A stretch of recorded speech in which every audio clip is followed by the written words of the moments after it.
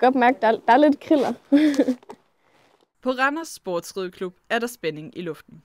Dagens dressurstævne sættes snart i gang, og blandt de deltagende er 14-årige Smilla Darø.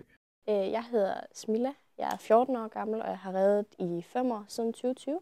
Og så gik der kun et halvt år, før jeg fik Bob, min pony.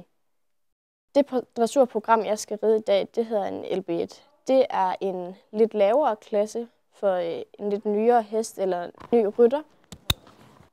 Selvom Smilla har prøvet at ride programmerne før sammen med Bob, slipper hun ikke for sommerfuglene i maven. Men det er jo det der med, det først lige når jeg kommer i gang, at jeg tænker, nu skal jeg faktisk ind, ikke?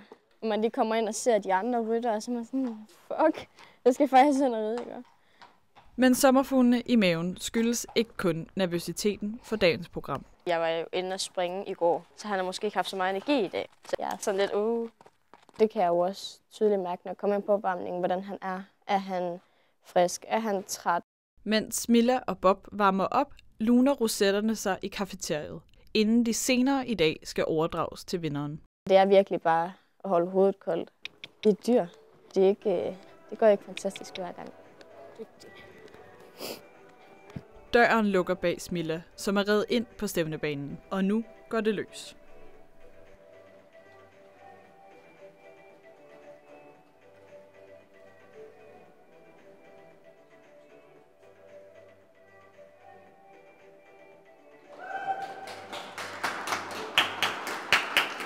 Han var rigtig sød. Det var, ligesom jeg havde forventet, en god tur, hvor vi bare kom ind.